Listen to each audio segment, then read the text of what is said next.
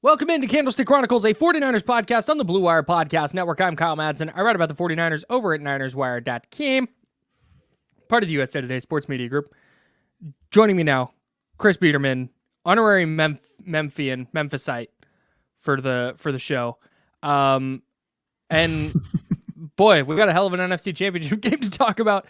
But before we do that, I want to shout out our friends over at Lamb Chops. sglambchops.com is the website. It is the official clothing brand of Candlestick Chronicles because, of course, it is high quality, it is super comfy, it has zippered pockets, and most importantly, it looks dope. I saw Craig today. I saw the homie Craig. Him and a bunch of his buddies were out at the Niner game, so I went and caught up with them before the game.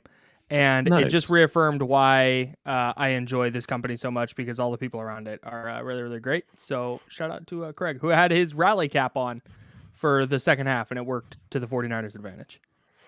Can confirm, Craig, awesome dude, good hang, and yeah, man, good people to partner with, and obviously a great brand, and we love Lamb Chop, so check them out, support them, and we appreciate them supporting us.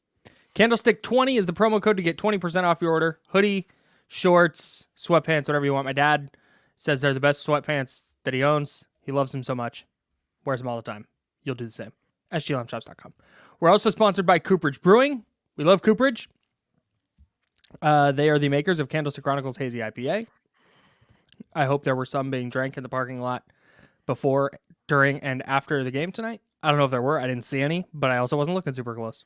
Sources confirmed that, yes, they were, in fact, being enjoyed. Oh, good. Being enjoyed at Levi's Stadium today. Well, good. You can get yours today at cooperagebrewing.com.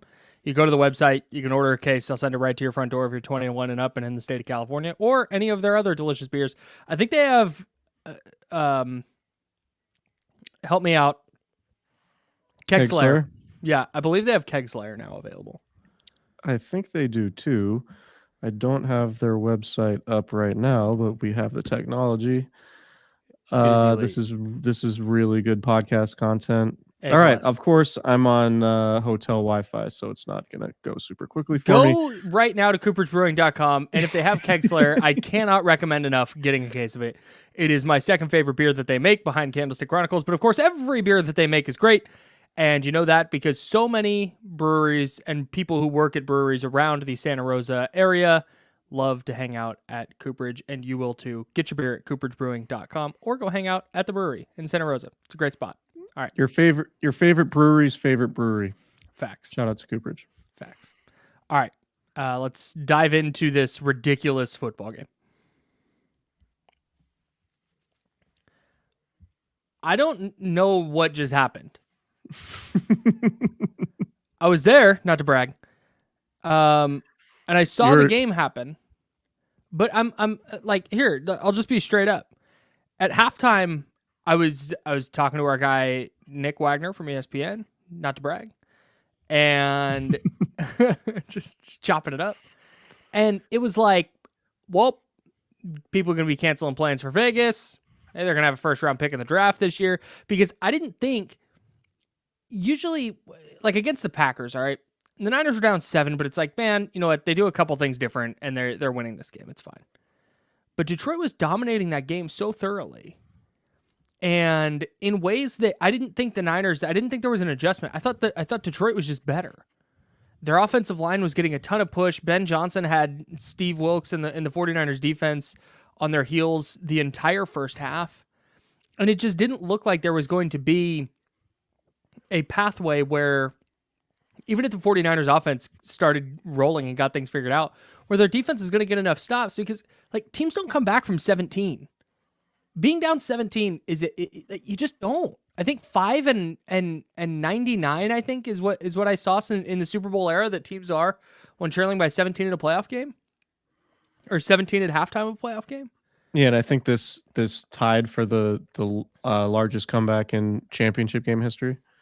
Yeah, it right, which the Niners had right in 2012 against the Falcons. I believe so.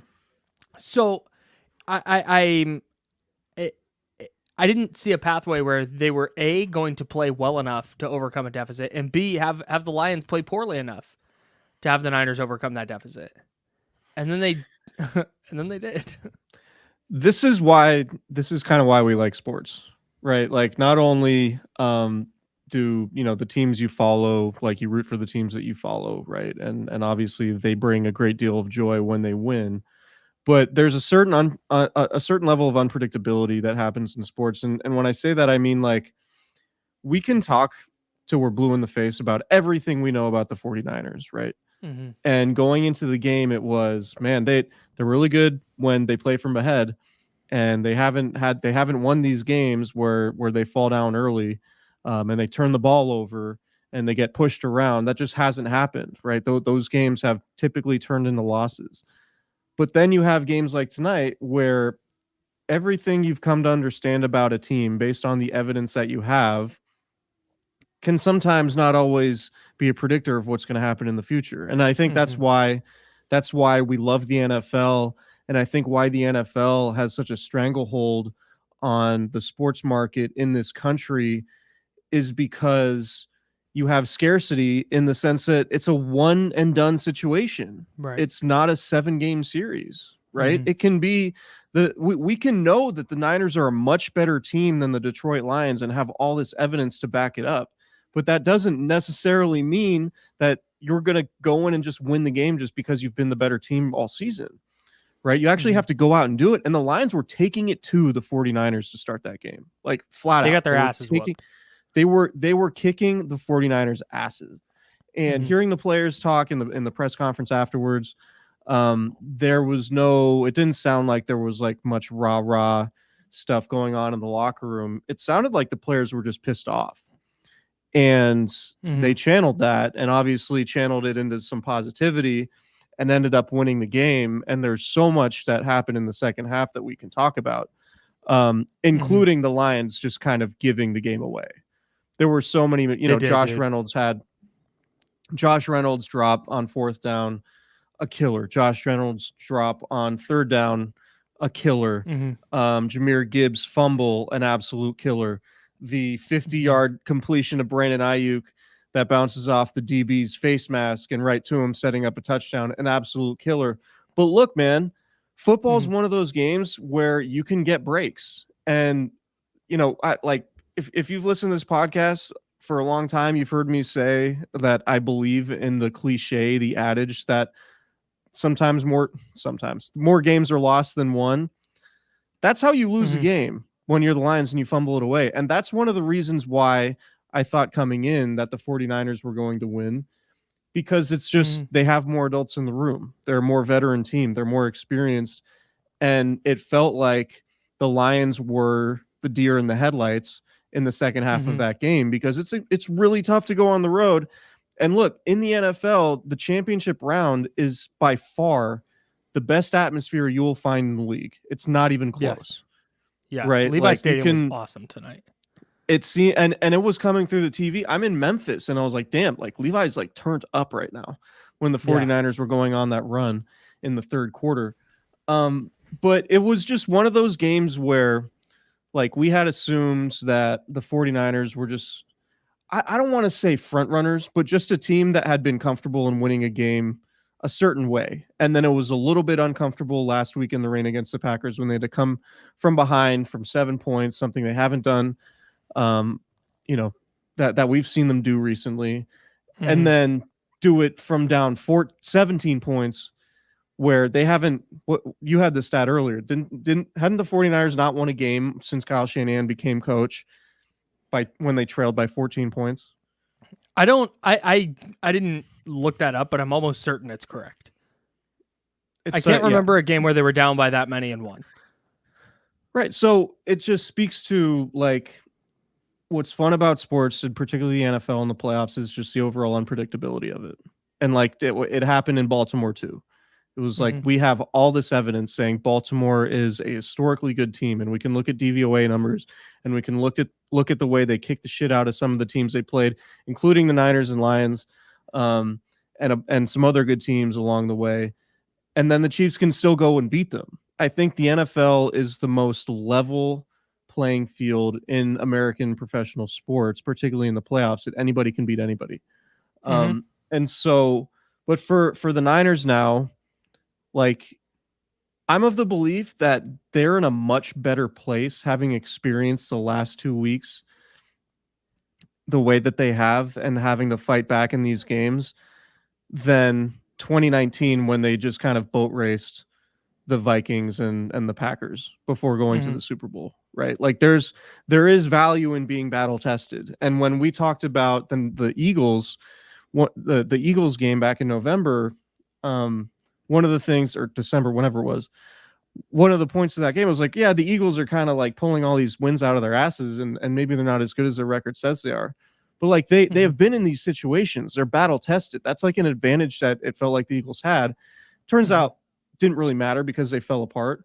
But now going into the Super Bowl, you go, okay, the 49ers are a team that has proven that they can be dominant. They can dominate an NFL team, a good NFL team on any given day. And now you feel better about them, in my opinion, because they've proven that they can win these games where maybe they don't have their best for a full half.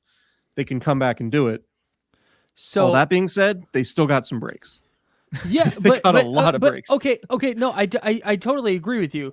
They caught breaks, but I think the other way to say that is they made plays in big spots and the Lions didn't. Absolutely. The Brandon Ayuk. So first of all, two things on the Brandon Ayuk catch. One, maybe the sickest play I've ever seen live. Two, three things on the Brandon Ayuk catch. It turns out. Two,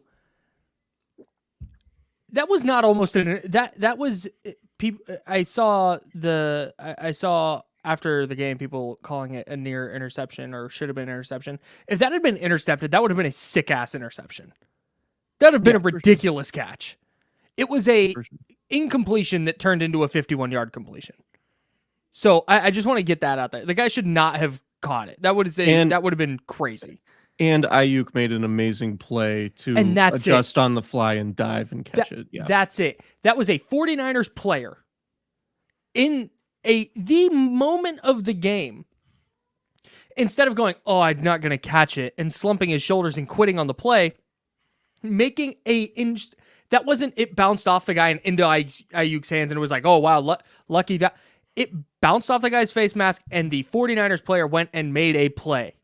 Yeah. Jahmyr Gibbs runs into the line. Tayshaun Gibson, your guy, flies in with force, knocks the ball out. Eric Armstead there falls on it. That's the 49ers making a play. Brock Purdy scrambling as many times as he did tonight. That's a guy making a play. The one where he almost got sacked and found Juszczyk for 10 yards after they had tied it at 24, like that's unbelievable. That was just by both of them. Yeah, right. And so, like you said, there are so many instances, and I'm sure we'll get into them, of plays that could have gone the Lions' way that would have changed the game, and that's 100%. The 49ers ultimately, like top to bottom, start to finish, didn't play well enough tonight. But they made enough plays down the stretch to win. And that was one of the things I was talking to Jeff Risden, who's covers the Lions for Lions Wire. When we were talking before the game, he talked about kind of the experience factor. And I think you saw it there. Yeah. I think you saw the Niners being like, yeah, hey, been in this spot before. Just got to kind of methodically move forward in this game. And the Lions didn't. And if you're going to say like, oh, well, Brock Purdy actually was bad because that play was lucky or whatever. Like, yeah, that's what happens to come back from 17 down in a NFC Championship game. That's not easy to do. There's going to be a couple of breaks. And they took advantage. And they turned a 17-point deficit into a tie game in 8 minutes. That's ridiculous. And it takes some breaks. I think it's a great point. Like, not only the 49ers got breaks, but they also just made more plays. Like, unquestionably, they made more plays. And Brock Purdy made a lot of plays, including scrambles with his legs. He ran for 49 yards in the second half. Yeah. And, you know, like those were not the one before where he just dusts Alex Anzalone, who was spying him on the play. Yeah, dusts him for a big game right before Christian McCaffrey has a big run where it looked like he jammed his neck after somersaulting forward just before the Elijah Mitchell touchdown. That was a huge play, and all of Brock Purdy's runs, ended up leading to points. And for the Niners they outscored Detroit 27-7, in the second half. It was just, that's one of those, like, that's in a historic game. That's probably like, that's, the, I think that's probably the most memorable game of the Kyle Shanahan era because of everything that happened, because of, for right now, if the 49ers win the Super Bowl, then winning a Super Bowl against Patrick Mahomes and the Chiefs would obviously be the most memorable game. But like, in terms of, the chips being down, whatever the term is, and the 49ers needing to have that comeback that they've never had, and the context of it, and the fact that, we've seen Brock Purdy play really well and win a bunch of games, but never doing it in that specific way, coming off last week when it didn't exactly inspire a ton of confidence in Purdy playing in the rain. And now, like, oh, you're down 17 points. We're just going to steamroll the Lions in the second half.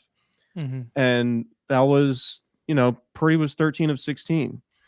And the touchdown pass to Brandon Ayuk was not a simple play either. He moved in the pocket. Really nice play. He had a really small window. It was third down, right? Like, that was a great play by Purdy too. That might get lost in the shuffle just in terms of how difficult of a throw and play that was to make.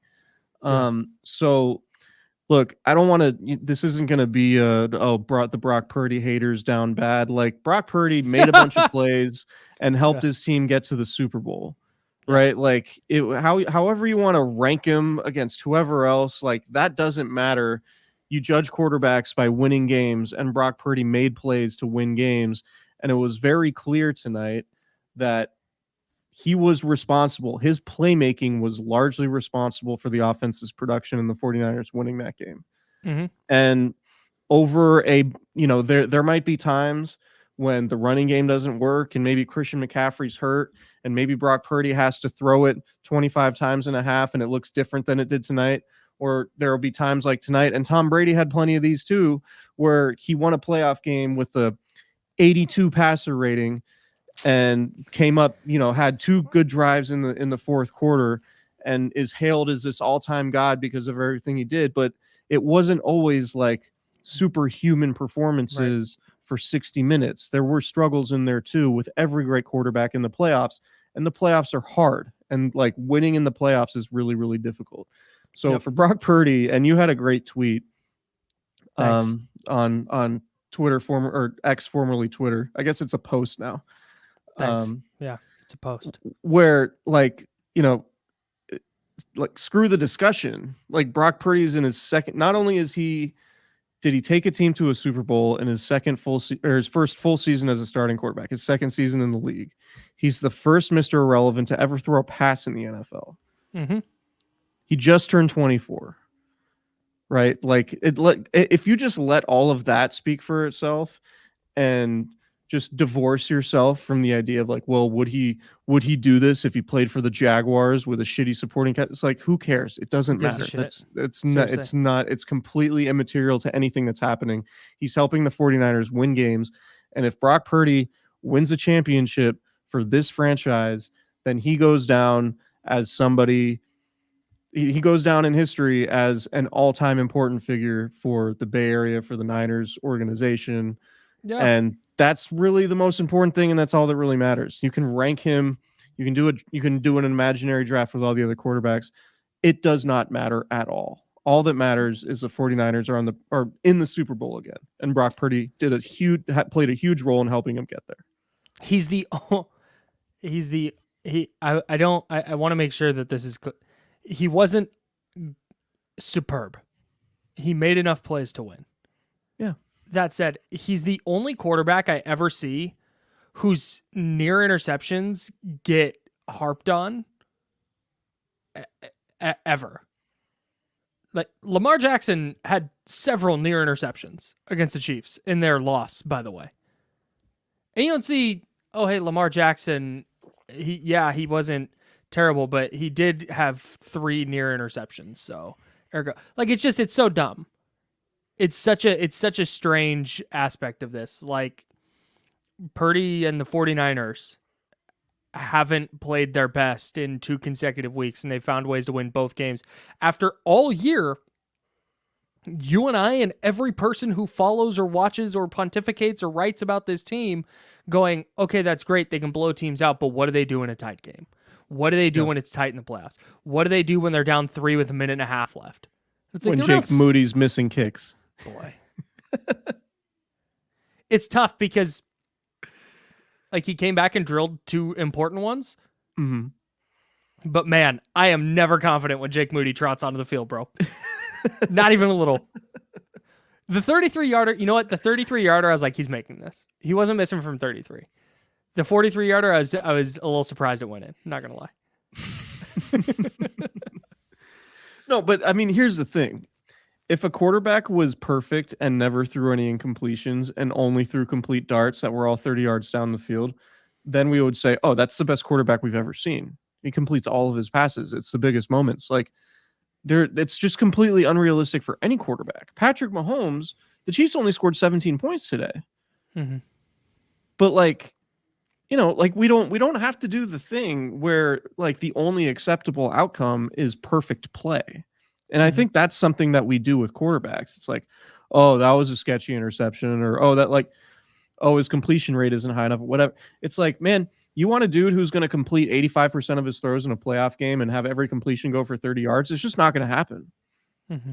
Like even Patrick Mahomes, that doesn't happen. Tom Brady, that never happens. Like it's not how this works. It's an insane standard. Yeah. So take all the names out of it. Take the names out of it and the faces and the teams. And Team A was down 17 points in the third quarter and came back to win in regulation. And the quarterback had 1 turnover in the first half, but ran it for, what'd you say, 41 yards? 49. 49 yards. But really, does that include his 3-yard loss in the last kneel down? I think it does. So 50 plus yards. Ran for 50 yards. We'll just say 50. We'll round it up. Slash down. He runs for 50 yards in the second half, doesn't turn it over, and throws a touchdown, and has a 51-yard completion in there. It's like nobody... Like, that's an amazing game. It's not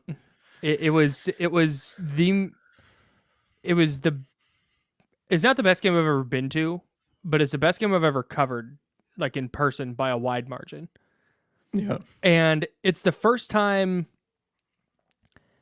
during the Kyle Shanahan era that I've been sitting there at halftime or at some point in the third quarter going, there's no way they win this game. And then they end up winning it. Like during the Packers game, it was like, man, they're not playing well if they keep doing this. But like I said, there were like pathways to where, okay, they're just better than the Packers, and you could see them taking over. But I didn't see that angle tonight, and then it was just there. It's just so nuts. I think there's, aside from just like having a quarterback who turns the ball over every play, I don't think there's anything more demoralizing than just being completely unable to stop the run. Can we talk about the Lions real quick in regards to this? Yeah. The stopping the run aspect of this, because the Niners had nothing for it. Nick Wagner from ESPN, friend of the pod, our favorite cast member. The guy you talked to today at the game. The guy I talked to today said that before Jahmyr Gibbs' 13-yard run on 3rd and 12, where he went untouched out of bounds, before that play, the Lions were averaging 6 yards per carry before contact. Before contact, they were gaining 6 yards before somebody hit them. And don't even get me started on all the missed tackles and stuff. It was just, I'm with you. It was like the Niners defense had nothing. Even when you'd have Fred Warner flying downhill and Dre Greenlaw and Oren Burks and whoever else, is like, it didn't matter. It was like they had 13 offensive linemen on the field. Yeah, I think it was in the first half, it was the most yards they had allowed on the ground in a game at home in like 2 years. Just in the first half.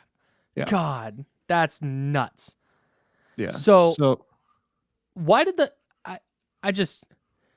Lions on like their second drive started going to weird like reverses, double passes, and then they tried a flea flicker in there at one point. And then when they were going for it on 4th and 3, which we can talk about as well, they put it in Jared Goff's hands. And when at the end of the half, on the last play of the half, instead of taking the 3 or instead of trying for a touchdown, they take the 3. They were a mess, dude. Like, I know Dan Campbell's a good coach and he turned that team around, and all the credit. He was a disaster. That was a mess. Yeah. So here's the thing, I've been full disclosure. I'm in Memphis. Again, for the second time in like a month. I was in Memphis for the week when the Niners clinched the 1 seed against Washington, but I'm back in Memphis for Kings Grizzlies. But I've had a lot of time to sort of reconcile the Dan Campbell 4th down stuff. Mm-hmm. I'm cool with, like, I understand that if this is the way you've built your team and this is the way you've had success all season by going for it on 4th down, then keep doing it. Like go with the girl that dance with the girl you brought, but unequivocally, those 4th downs and not getting them specifically were like huge moments in the game. Yep. So it was very much a live by the sword, die by the sword type of thing. And I don't hate the fact that Dan Campbell went for those 4th downs. If I ran a team, I would be much more conservative on 4th down and just like, especially just like taking points off the board, right? Like if you have a 17-point lead in the game, I'm just like, yeah, if I can keep adding points and see where I fall at the end of the day, like try not to give the other team momentum. And I know, George Kittle joked about it, or not even joked about it. He mentioned it at the podium after the game. Like, he has no idea why analytics people say momentum doesn't exist. And I completely agree. Like, anybody that's shot a basketball or hit a golf ball or like done anything, know that you can get in a groove. And like you talk to football players. I've been in that locker room tons of times and talked to players about momentum and covered countless football games and high school, college, pros. Like, momentum is super real. It just is. Dude, like, if you want to make fight or flight, if you want to make a statistical argument that it doesn't exist, fine. Like, go do your proof. Like, I'm cool with that. If that's how you want to think, I'm not going to tell you that you're necessarily wrong. I will just point out that momentum actually does exist. And so I don't blame Dan Campbell for going for it. I think the play calls are probably bad, to your point. The way they were running the ball down the Niners' throat throughout the majority of the game, I thought maybe on 4th and 2, you try a creative running play, or maybe you run at Chase Young, who had been struggling to stop the run, the last few weeks, let alone today. And if you get a 4th and 2 or a 4th and 3 in those scenarios with the run, then you are completely demoralizing the Niners. Right. There was, and I couldn't agree more with everything you just said. I couldn't understand. I can't line up the Lions not going for the touchdown at the end of the half. Yeah. Where that's one that's not getting talked about enough, I don't think. 28-7. Look, that game's over, bro. The game's 28-7 is so dramatically different than 24-7. And if they had lined up on 4th and goal from the 3 or whatever it was, and handed it off to David Montgomery, and he plows in for a touchdown, like, you talk about momentum, the Niners aren't going into the locker room going, "Hey, we're not going out sad." It's like, well, shit, like, it's 28-7 now. And that's what Kyle Shanahan said after the game. He was like, it was 17 points. Like, we felt fortunate to be down 17 points. We felt like it could have been a lot worse. And they felt like 17 points was surmountable. Like, they thought they could come back from 17 points. If it's 21 points, then it, like, to your point, it's completely different. And it sort of flies against the, like, oh, let's give Dan Campbell credit for being aggressive on those 4th downs later in the game, but like, what about the one at the end of the second half? It didn't end of the first half. It didn't second quarter. It didn't because I was so certain. I was like, damn, they're gonna go for it. And we're sitting up in there in the press box, and it's like, yeah, they should probably go for this. You could go play action. You could just run it. There's a million things they could do to drop an easy touchdown. It felt like they were averaging 12 yards a carry. It was nuts. And if they don't. It's like, okay, you take the points. But then you have a chance after the Niners make it 24-10. You held them to a field goal. Now you go down, you kick a field goal. It's 3 scores again, and now it's even later in the game. It's like, man, that's a good spot to take the 3. Like, I'm sorry. I don't give a shit about the 2%, 0.02% increase in win probability if they go for it. It's like, does that take into account it's Jared Goff outdoors in a huge playoff game throwing to Josh Reynolds? No. I can't stand win probability, bro. It's so stupid. It's the dumbest thing. So anytime there's a big comeback, like it feels like every week, no matter whether it's college or NFL, you see this crazy comeback, right? Somewhere in the country, some level of football, there's a crazy comeback. And then people will point to a win probability graph. Mm-hmm. It's like, man, if the win probability was 99%, then why do we keep seeing all these comebacks every single week? Sure. Yeah. Like, why does it, like, anecdotally, like, and maybe these are just 1 out of 100 games that happen. There's so many games, and statistically, the 99% is right. I'm just not convinced that win probability is ever actually accurate in terms of, like, very fake. It feels very made up.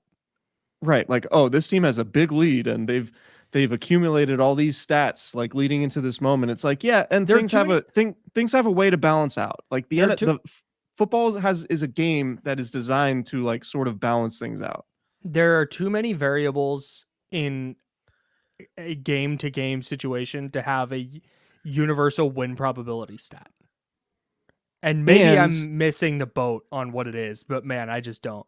It just, look, just to get back to the Dan Campbell aspect of this, I'm sure going for it on the first one when it was 24-10, I'm sure going for it, yeah, if you get it, now you have a better chance to score a touchdown, and now you're going up 31-10.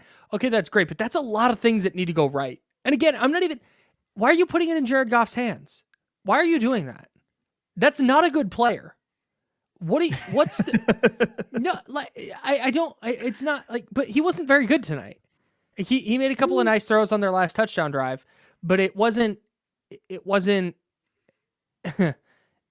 oh my God, Jared Goff is just cooking. He was cooking in the first half for sure. He was fine. He didn't get help by his receivers. No, but it's like, why are you, that didn't make any sense. And then the second one is just, that was a total mess. The one where they could have tied the game.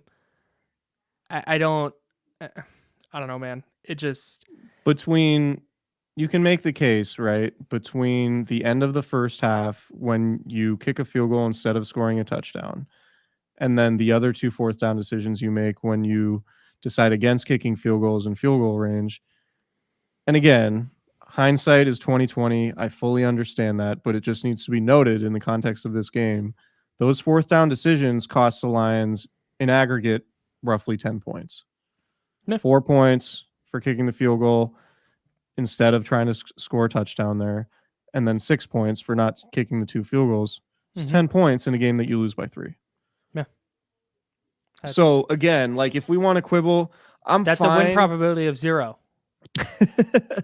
I'm fine with, like, we go for it on 4th down. We've been doing it all year. That's the makeup of our team. I'm fine with that. Stick with it. Like, don't change who you are now. But in order to properly analyze what happened in this game, not getting it on 4th down or in those 3 4th downs were huge determining factors in what happened. Yeah. That's just how it is. Yep. Yeah. I didn't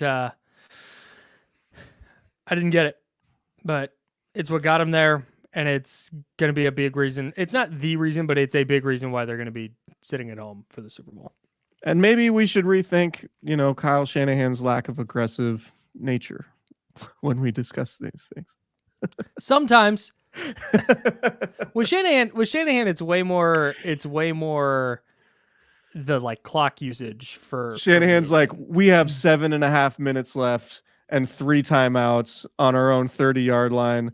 we're gonna settle for the field goal here. It's dude. we're gonna run a 17 play drive before the half ends and make sure we kick a field goal and we're the last team in possession of the ball. I was having a great time, and shout out to my guy Evan Giddings who does a bunch of stuff with 95.7 The Game. I was sitting next to him, and we were having a great time at the end of the half.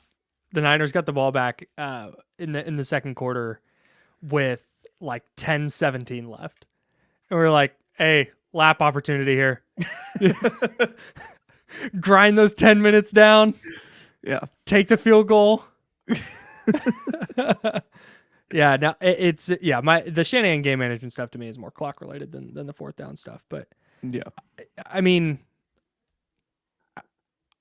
defensively in the second half, as bad as they were in the first half, they not necessarily turned the faucet off because, like you said, they did catch a couple of breaks with a couple of drop passes, but it didn't feel like the Lions in the second half could just go get 6 yards on the ground whenever they wanted it. Yeah. And Nick Bosa had an awesome game in the couple of really, really big spots, most notably that second fourth down try, where the Niners were up 3. They got a ton of pressure on that play and forced Goff off his spot. So they were way better in the second half. The Lions averaged 3.3 yards per carry in the third quarter. And in the fourth quarter, they only had 2 rushing attempts. They went for 14 yards. Wow. With a long of 16. So they had a 16-yard run and a minus 2-yard run, which would have been, that's the other one. Running the ball at the goal line with a minute left and getting stuffed was a huge mistake for the Lions. I don't know if that was a Dan Campbell or a Ben Johnson call. Oh, yeah. But they had to use a timeout, and then it basically meant that they had to get the onside kick to win the game. Yeah. That was a really strange set of play calls. Yeah. But yeah, man, I think that this is like a signature playoff win for Kyle Shanahan. 1,000%. It's not even close. It is the signature playoff win for Kyle Shanahan. And it also and I know Nick's made this point. He even made this point on this podcast while you were in Hawaii, which we haven't talked about at all. But,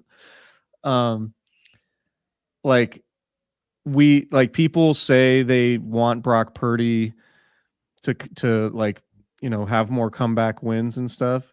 Well, given how good the 49ers have been, it would be pretty disastrous if they ever did have to come back. Right. Mm-hmm. And so you're kind of asking for them to do what they did tonight and get destroyed for a half and then come back to legitimize the whole Brock Purdy comeback argument. Right. Right. So it's just kind of would you rather have, obviously you feel good about Brock Purdy being tested, but it's just silly because in order to come back to win a game when you're down big and have that test, you have to get your ass kicked for a reasonable amount of time. Right. And no 49er fan would say, oh yeah, that first half was great. Really enjoyed that. Had a ton of confidence going into the third quarter. Felt good. So yeah, but Brock Purdy answered that question for sure. Dude, it was the first thing I saw after the game, because I accidentally went to Twitter, which is a terrible idea, was somebody saying that they were unimpressed with Purdy because his longest completion was a ball that should have been an interception. And like I said, I would push back on the should have been intercepted aspect of that. But what's the goal here? What's the guy have to do? I know we talked about this earlier, but what is, like you said, it's so hard to be down 17 and then just come back to win.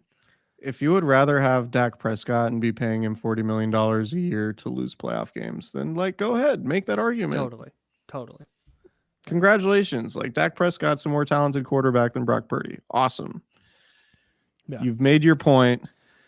That's totally great. Dak Prescott's better than Brock Purdy, but Brock's the one that's gone deeper into the playoffs and is still on a rookie contract, making 1/40th of what Dak Prescott's making. Mina Kimes said it, man, on what's Bomani Jones' show called? The right time. Yeah, with Bomani Jones. She said it, man. Like, the Niners needed to improve at quarterback, and they very clearly have. And the game isn't played in a vacuum. So whether Brock Purdy is better than Lamar Jackson or better than Josh Allen or better than Patrick Mahomes or whatever quarterback, doesn't matter. Because he is good enough that the 49ers can come back from 17 down. Yeah. And that's not something that you could have said with any other quarterback they've had in the Kyle Shanahan era. And like that's just it. So yeah, he was the dude tonight. Like, being able to scramble and make those plays, that's huge. That's just an element of the offense they haven't had. Mm-hmm.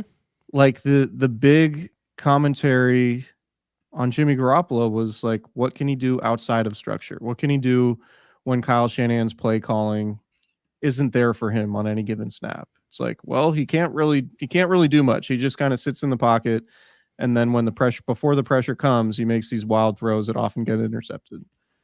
Yeah. Right. There was no, but post ACL injury for Jimmy Garoppolo, there was no second reaction. It was just like holding on to the ball too long and never escaping, never throwing the ball away. And now you have a quarterback who benefits from Kyle Shanahan's play calling and benefits from the guys he has around him. Mm-hmm. But also, when the play breaks down and all of those things are not at his disposal, he can go beat Alex Anzalone for a 20-yard gain in the fourth quarter of a playoff game and set up the game-deciding touchdown. Yeah. Yeah. It's like the guy deserves to be considered like just a winner. He's a winning player. Yes.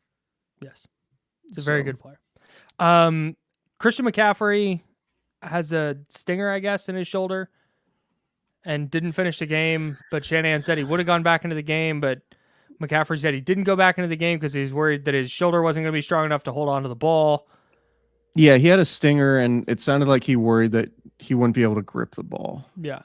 Like, it's a nerve thing, so if you can't feel your fingers, you'd probably don't want to be handing that guy the ball when all you need to do is just not fumble. So we'll see about that. Can we do two things before we wrap up here? Sure. Okay, one, I was so certain the Lions were going to recover that onside kick. Like, just at the way that game had gone, I had pre-written the 49ers win. I had all the SEO stuff done. And I'm sitting there and I'm going, this is one of those weird-ass Dan Campbell things where they're going to recover this, they're going to go score a touchdown, and they're going to be like, yeah, we repped that onside kick 6,000 times in practice, and we're going to have to hear from Cameron Dicker or whatever the hell their kicker's name is. Michael Badgley, sorry, other former Charger. Michael Badgley being like, oh, yeah, Dan just believed in me, and he put his mana through me so I could make that kick. And wow, our spiritual leader. And I was like, it was just so certain it was going to happen, and then it didn't. And I was very shocked. Also, the ladybug thing. Mm-hmm. So Brandon Ayuk apparently said that there was like some ladybug that landed on him, and it gave him the luck he needed to make the catch. This is no bullshit. Before the game, a ladybug landed on the press box window right in front of me, and I was trying to take a photo of it so I could be like, are ladybugs good luck on Twitter? Because like clout, am I right?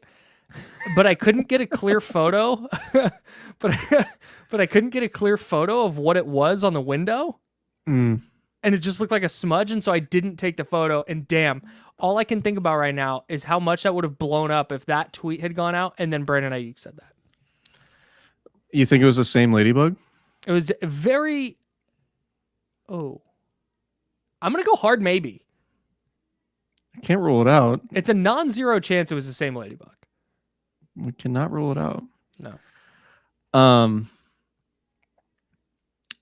Yeah, Christian McCaffrey was really good. It was good player. I don't ever think he should be taken for granted, because I think a lot of running backs would have run for like 30 yards in those looks and the way the Lions seem to be dominating the line of scrimmage, and Christian McCaffrey still finished with 90 and 2 touchdowns. Yeah. He's so good, man. He's creates like so many yards. I covered some Stanford games and watched him, and it just felt like Stanford just kind of mauled everybody, and he was running through like wide open lanes, and like I knew he was a really good athlete and stuff. I didn't have a good feel for just how instinctual of a football player he was until he came to the 49ers. Yeah. And just his ability to turn a run that looks like it should go for no gain into like 6 yards might be like the best I've ever seen. Yeah. And he's super physical and super difficult to tackle. And I did not think that that's the type of guy he would be after watching him play a number of times in person while he was at Stanford. Yeah. And so shout out to him, man. Like he's looking like a Hall of Fame player. Yeah. A light 132 yards, scrimmage yards, that is, in the NFC Championship game. 2 touchdowns. In a 3-point win. Would have been 3 touchdowns if he hadn't landed on his dome on that 25-yard run. That had no business being a 25-yard run. Right. So, yeah, he was really good. And my new favorite thing that the 49ers do, and in fact, not to step on our 2-week Super Bowl preview that's coming up, lock in. I think the 49ers need to get Deebo Samuel involved more earlier, because it feels like they really let their offense stall out before they're like, all right, fine, break in case of emergency, just give it to Deebo and let him do stuff, and then that'll open everything else up. I think they need to do that earlier. He had 9 targets in the game, 6 of them were in the second half, and it was like they came out in the second half, for like, all right, let's get this thing going, let's just start throwing it to 19. Yeah, I want to go back in and rewatch the game and pay closer attention to like formations and stuff. It does feel like the 49ers have kind of gotten away from like I'd love to see the shotgun numbers and stuff. It feels like a lot of time it's like, you know, I've talked about this before, but like when you line up under center and you can do play action and all those things, it just seems like the offense flows and is in much better rhythm than when it's just like Brock and shotgun every snap. But anyway, we'll have plenty of time to talk about all that. Watching the Chiefs and Ravens kind of go more or less how I thought it would go, in that like I think the Chiefs defense is really, really good. And I kind of think just the way this sounds like blasphemous when you just talk about like these defenses on paper, but I think it's a little bit crazy that the Niners are favored against the Chiefs, at least in these opening lines. And I've seen like 2.5 and 1 and 1.5, whatever that neighborhood is. Because and like I don't want Niners fans to be mad at me, but I feel like the Chiefs have a better defense right now and a better quarterback. And it's kind of crazy. And it's kind of crazy to me that the Chiefs are, or that the Niners are favored. But we'll have plenty of time to talk about that. But I've seen conflicting numbers on that now. Yeah. I bet it lands at on either, the line. Yeah, I bet it lands at probably like a pick. Vegas doesn't do pick'ems. I haven't seen hardly any pick'ems this year. Did you see Chauncey Gardner-Johnson waving goodbye to people in the second quarter? I did. It's weird how that works out. What a dipshit. What are you doing? No, like what? I get he's talked all that trash with Deebo, and okay, they're up, what was it, 21-7 at that point. But it's 21-7 with 6 minutes to go in the second quarter. That game could be tied by halftime. At least when Deebo waved goodbye to the Eagles fans, it was his long touchdown that made it like 42-19 or whatever it was. And he had like a completely ridiculous game. Right. It had a monster game. I get like that's a great taunt. Waving goodbye to the fans is a great taunt. A+. 9 minutes into the second quarter, not a great time to do it, man. And now he has to eat shit. Deebo Samuel has I haven't gone through Chauncey Gardner-Johnson's resume, but I think we can make a couple of comparisons real quick. Okay. Deebo Samuel has been an All-Pro. He's gotten a very lucrative contract. He's had a lot of really great performances in playoff games, and in like very important regular season games. And Chauncey Gardner-Johnson is on his third team and might be on his fourth next year. Yes. I'm running through this real quick. No Pro Bowls, no All Pros. He led the league in interceptions last year with 6. That's good. Yeah, it's nice. Yeah. He's I think the point here, objectively, if you were to ask 32 NFL GMs which player they would rather have on their roster, all things considered, I think 32 out of 32 would prefer Deebo Samuel over Chauncey Gardner-Johnson. Yeah, I think so too. But hey, Chauncey got to wave goodbye to some fans in the second quarter, so love that. Love that for him. Love that for our guy. We would be remiss if we didn't. I just hinted at it a little bit. We have to do just very quick initial thoughts on Niners Chiefs. Chiefs by 10. No, I think it's. Yeah, I haven't like paid super close attention to the Chiefs this year, but I was saying all year, like, I will not be the guy to rule out the Chiefs. Just no matter what. It's Andy Reid and Patrick Mahomes are going to figure it out, and sure enough, they're figuring it out. So I think that is a very formidable opponent, and I think the 49ers have to figure out how to stop the run, or they're going to lose. Yeah, Pacheco's good, and their defense is really good, and Steve Spagnuolo now is carving himself out as one of the best playoff defensive coordinators ever. Like, just obliterated the Ravens today. Yeah, which is wild because it was a Ravens team that was rolling. The thought going in was that the Ravens have just reached like unstoppable levels and could, like Lamar's a much better passer, and he's better at determining, when to continue making his reads and when to scramble. And the Chiefs have turned over their secondary and have a bunch of young players on the back end now, and it's like the defense has improved pretty substantially, I would say, since the Niners played them in the 2019 Super Bowl. So we're going to dive in. We're going to have 2 weeks to talk about it. I love that this is the matchup, honestly. Me too. NFL fans in general might have a little bit of Chiefs and Niners fatigue collectively. Sure.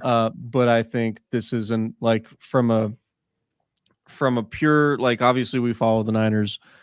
From our standpoint, I think this is about as good as it gets. I mean, you can make a good case that like the Niners Ravens would have been another amazing Super Bowl, and they obviously have history given the 2012 Super Bowl. But this one, Mahomes, Shanahan, the Shanahan Niners, like, this is just, I think this is as good as it gets from our standpoint. Yeah. And fans should be excited. There are going to be so many Niners fans in Vegas. It's going to be nuts. It's going to be super nuts.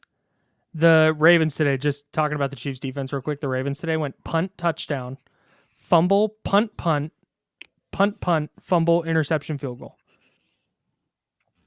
And they had 2 turnovers. The last one was an interception thrown into the end zone. Yeah. The other one was Brandon Flowers getting stripped.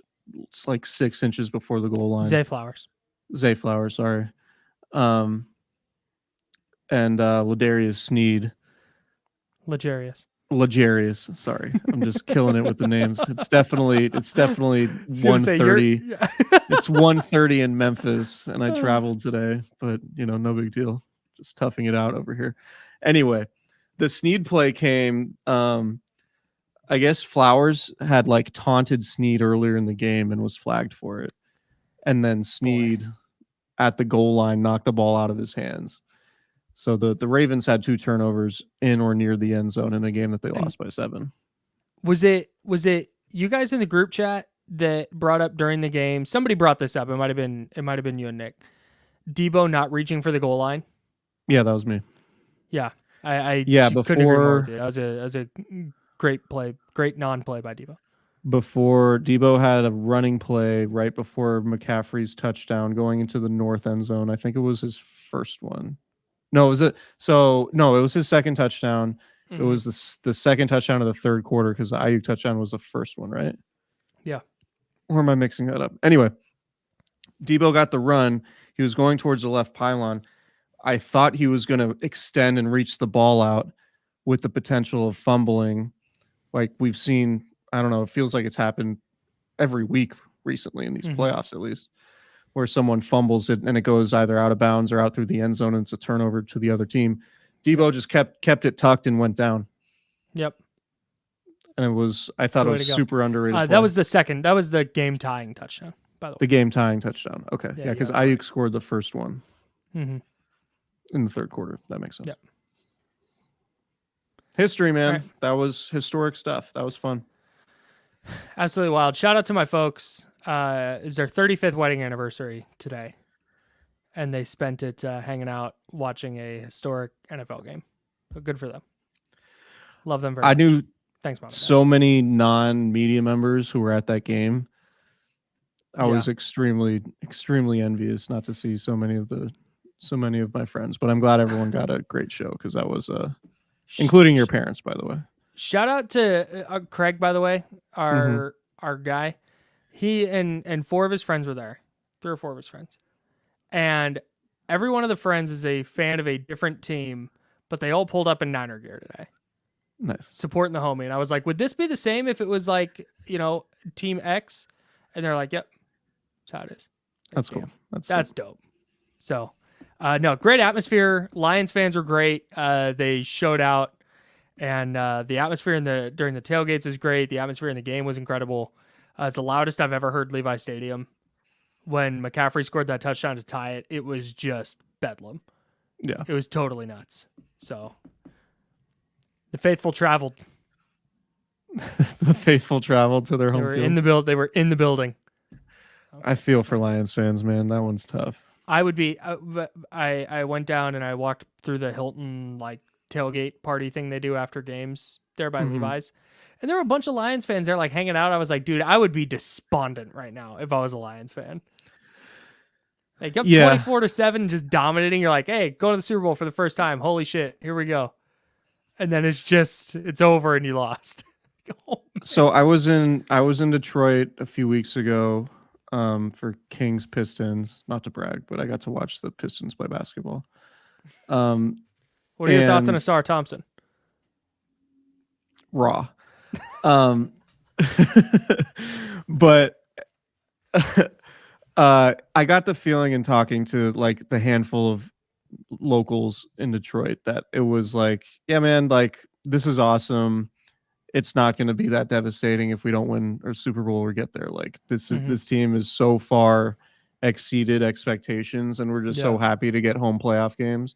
Yeah, that this is it's cool. This is amazing. So and getting to beat not Jared Goff, getting to beat Matt Stafford and the Rams after that trade had to make the season, and anything beyond that for them was just kind of gravy. So yeah. Anyway, all right, that's it for us. We'll be potting throughout the couple of weeks leading up to the Super Bowl. Should be a ton of fun. Can't wait to break this down for a couple of weeks. Keep it locked to the Sacramento Bee for Kings Grizz coverage. Live from the Grindhouse tomorrow night. Subscribe, rate, review at sacbee.com.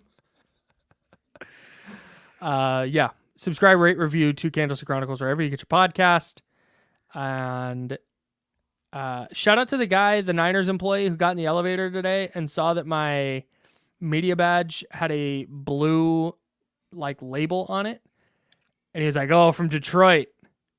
I was like, "What? No, not at all." I was like, "I do a Niners podcast," and he goes, "Oh," and I was like, "Yeah, Candlestick Chronicles, check it out." And he was like, "Oh, okay, yeah, I will." So if you happen to be listening to this, my guy, appreciate it. Nice. Subscribe, rate, review while you're here. And I also rode an elevator with Taylor Lautner today. He's very short. He's an actor. Christian Juszczyk made him a jacket last week. Oh, that guy. The Twilight guy. Didn't he used to date Taylor Swift? Did he? I think he did. Maybe. I don't know. Who hasn't she dated? Am I right? No. Whoa. Sorry, it was loud. Yeah, no, he gets in the elevator, and I was like, well, some guy got on who I was like, I recognize this person. This is a person I should know who it is. It's an actor whose name I can't place. And then he gets on, and my first thought was, well, that's Taylor Lautner. And then my second thought was, wow, he's super short. I am not a tall person, and I am taller than he is. That's funny, because Taylor Swift's like 6 feet tall. Yeah. 5'10", but that's fine. Is she? I don't know. I have no idea. I'd assume anybody who says they're 6 foot is actually 5'10". Should we do a like a behind enemy lines podcast with like some of the Swifties we know? Yes. Yes. I like literally you read my mind. That was a thing I was going to suggest we do. Can't wait. Hit us in the comments if you want us to talk to Taylor Swift fans to break down this Niners Chiefs matchup. Yeah, just hitting it from all angles. We got 2 weeks. All right. Goodbye, everybody. Goodbye.